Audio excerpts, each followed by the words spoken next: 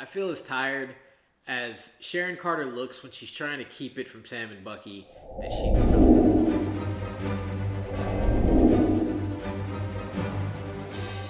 What up, family? It's your boy Amaru, and I am back after a very long week for another review of the Falcon and the Winter Soldier, and we got the longest episode yet. And it felt like we had 3, 4, 5 episodes in one, but I'll get to that later. Let's just start off with the fact that even though Johnny Walker, U.S. agent, man's whatever, the dude that's an idiot, you love to hate him, is just an idiot upon idiots. Wyatt Russell is that dude.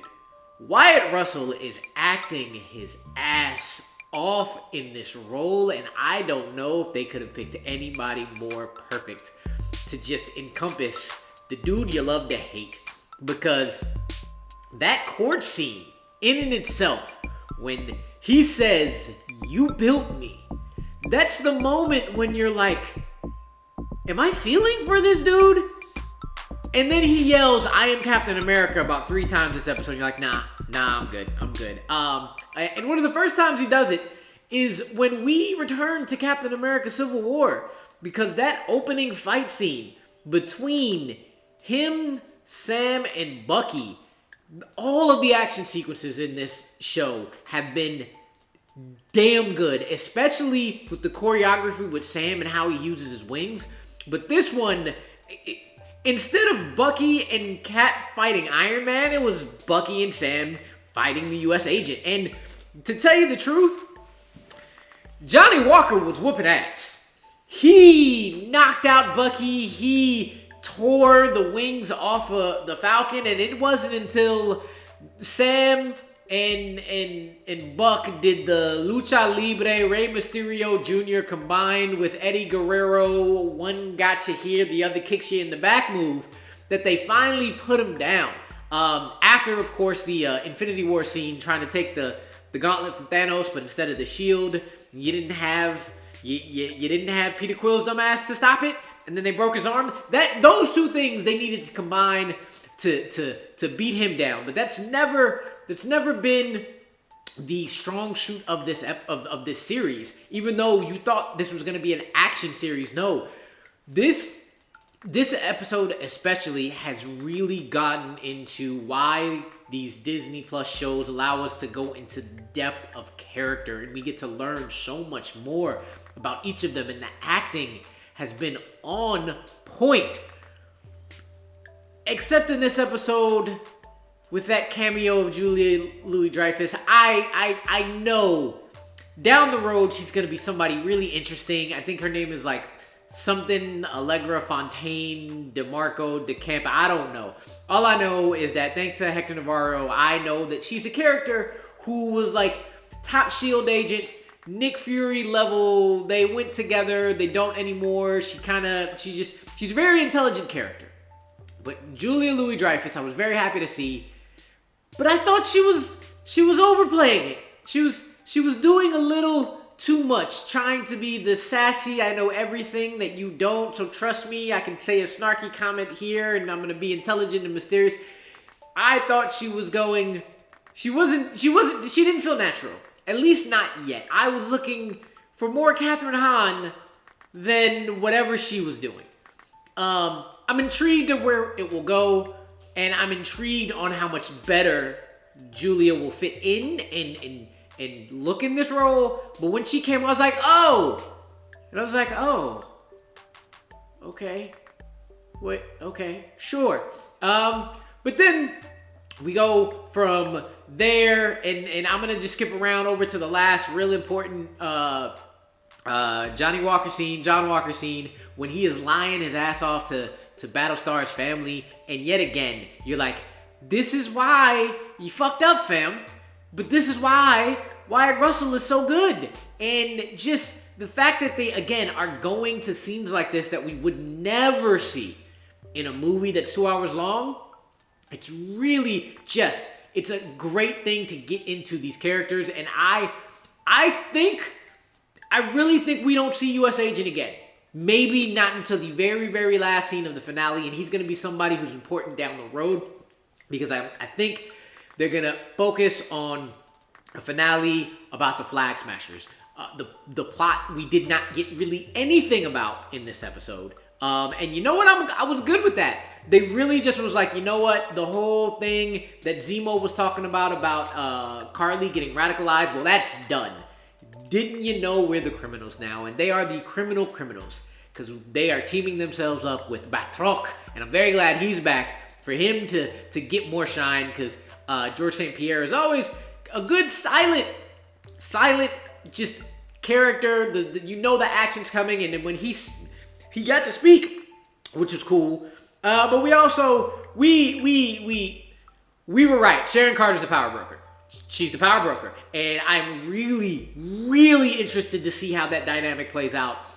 Whether or not she's a double, triple, quadruple agent, or she got vexed to the point where she is just gone over the deep end as well. So we predicted that, internet. Or you predicted that and I hopped on, whatever. But we predicted that. And then lastly, a lot of people... okay, let me not say a lot of people. Internet blows things up. People were like, Zemo is done? Why is Zemo done? I am very happy with where Zemo was in this show. Zemo is one of the most intelligent villains, one of the most intelligent characters we have in the entirety of MCU because he knows his strengths. Yes, he was a soldier. Yes, he can shoot people. Yes, he can fight. But he's not getting into it with the heroes and the super soldiers. No, he is going to maneuver his way to get what he needs and get what he wants. And he wanted to get rid of the super soldiers again after he got himself out of prison. And he thinks he did that. Except we have U.S. Agent Super Soldier now. But I legit think he doesn't care. I think he's like, oh, so America can continue to show what's wrong with government-sanctioned superheroes?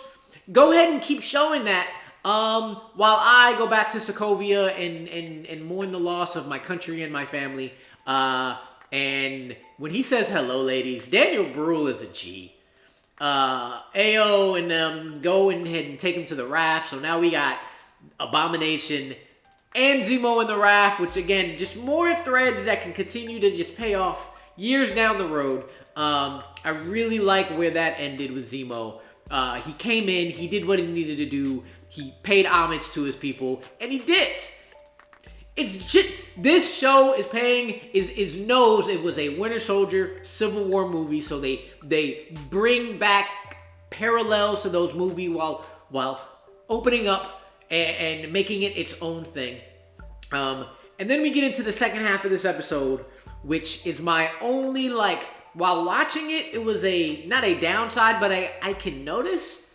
But going back and looking at it again, it was really nice that we basically got this is where we knew COVID stopped the MCU from doing a 10-episode series of this, and they had to just jumble 4 or 5 different scenes with different tones into the last 30 minutes.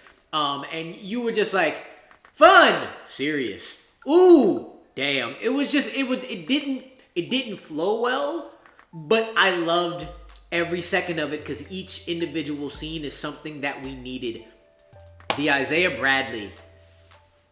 Carl Lumbly. Again, the acting in this series is just on par. Carl Lumbly just showing the pain and anger and frustration of everything that the U.S. government has done to black people and marginalized people. And it's his ability to just carry so much weight in his words and his trembling voice. And then Sam, on the other hand, trying to fight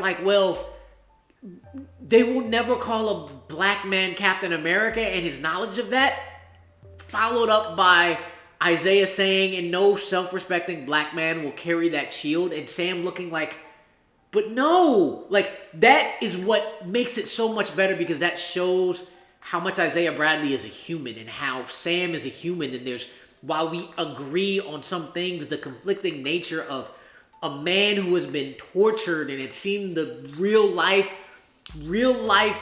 torturing, experimenting of the Red Tails and Tuskegee and just being jaded and not wanting to, knowing he's dead. If anybody knew he was alive, and knowing that, you know what, that is my mindset, compared to a man who was walked side by side with Steve Rogers, worked for the government, worked against the government, doesn't know if he needs to be Captain America, but says, I can't stop fighting. It just shows how humans don't have to agree on everything, and how pain and anger can make you feel one way, and hope and optimism can make you feel another way, while understanding how much bullshit came from your past and you need to make your own decisions in the future, and leading to the conversation between Sarah and Sam, her asking whether or not Isaiah Bradley got in his head, and Sam trying to figure out, well, what is it that I need to do? He's been to hell and back. Of course he thinks that way, but if all that sacrifice and pain will be for nothing if I don't keep fighting. And him working through that in different scenes with different people is just, it's the through line in the uneven tone of the last 30 minutes. But those types of through lines is what makes it so much better. Well, I don't care about filler episodes. I like filler episodes if it's too long, as much as dumping everything into short episodes to make it feel uneven. I like both, because as long as they're acted well and it's enjoyable, I liked it. But I think I like the short. I'd love it if it was 7 or 8 episodes, but the short, impactful scenes is better than the long, sometimes drawn out 6, 7, 8, 9 episodes where 3 of them, nothing really happened. But again, that's why it was so, that through line was why it was so great. Because then you get the conversation between Bucky and Sam while they're playing Frisbee with the shield and throwing it back and forth. It felt so weird to hear somebody say, we couldn't relate, so I'm sorry. It was like, wait, that just happened? And the fact that it felt so weird really said, well, damn, that's what we're supposed to be hearing, and this is really important, and this is why this is such a great scene, because you got Bucky really opening up and speaking on behalf of Steve on how, yes, we could not relate to your experience and why it was so hard for you to give up the shield, and Sam also just opening up about his feelings on that, but then getting into Bucky about, man, you're avenging, you're not making amends. Why Sam was so great at talking and working with veterans, and Bucky having to go off on his own to go up, really just understand what it felt for him to lose the shield and to lose Cap and only have the book. And that conversation was really also really powerful. And of course, the Sylvester Stallone and Carl Weathers. I don't even know if it, or Arnold Schwarzenegger, Carl Weathers, and one of the things, the handshake at the end leading to the co-workers or partners, or look, this is buddy cop brilliance, and I am here all for it. Moving into the montage of all montages, Anthony Mackie is the perfect amount of corny that you love, and that montage just summed up everything of this. It is corny, but it's cool. Just seeing the stunt double that is damn sure not Anthony Mackie flipping and catching the shield after so many attempts of Sam looking like he's about to get his head chopped off, mixed with just the little black boy tracing the star and looking up. It's just all the feels. All the feels. Just those last 30 minutes, again, it was, even though it was uneven, every individual scene just hits you in different paces of just smiling at Bucky ripping off and fixing the boat while Anthony looks at him weird for flirting with his sister. It's just to the seriousness and the depths of emotion you go through. You need the light to juxtapose and give you a break from the dark. And that entire last 30 minutes was just, it was so fun to watch and keep saying, we still got more time in the show. We still got more. Yes. So I'm hoping the last episode is also just as long. I have a feeling it's going to be like WandaVision, where they have to like get back to the just generic generic action scene in the end with not much. But you know what? The show has really been leaning on its acting and character work, and not as much as the action. So there's a lot of threads that have not been tied up yet. U.S. Agent, Julie Louis-Dreyfus' character, the Power Broker. What did Wakanda actually build for Sam? Is Joaquin becoming the next Falcon? There's a lot of things that they can build upon and leave ready for the next show or the next movies that I am loving how this is wrapping up. I cannot wait for the finale next week. And then the post-credit scene that mirrors. There's a lot of mirrors between Iron Man and U.S. Agent this episode. From 2-on-1 battle in Civil War to the iron pounding and building your own stuff. Where Tony Stark built this in a cave with a bunch of scraps. And now Johnny Walker is building it in a garage with a bunch of